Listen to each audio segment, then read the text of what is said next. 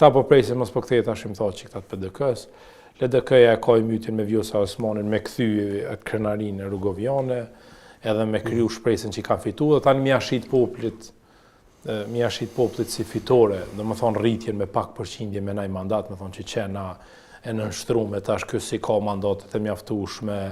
Domethënë me shit fitore, qysh e kanë shit edhe fitoren e zgjedhjeve të shkurtit vitit 2025, kur rënia e Kurtit është përkthy si një fitore opozitës, po që ke një farë forme, një farë vetë mashtrimi, sepse pavarësisht bllokimit u kthy më i fuqishëm fatkeqësisht, e kam frikë që mundet më u kthy dhe më i fuqishëm me retorikën që i kanë dhënë këta material, me retorikën zgjedhore, mund të kthehet më fuqishëm, mundet më na u kthy në një diktaturë afatgjase, njerëz kur të lodhen më dhe shojnë alternativë për me pas shteti stabilitet, nështë ta kanë me bo kabull me jadhon edhe votat, pa plan, në mënyrë veç që me pas shteti stabilitet, tu e po që këta nuk kanë qartësi, nuk kanë një vizion qartë, opozita nuk ka një strategji qartë politike se çka dojnë. Mërzu Albin Kurtin, mirë, po për çka për zënë?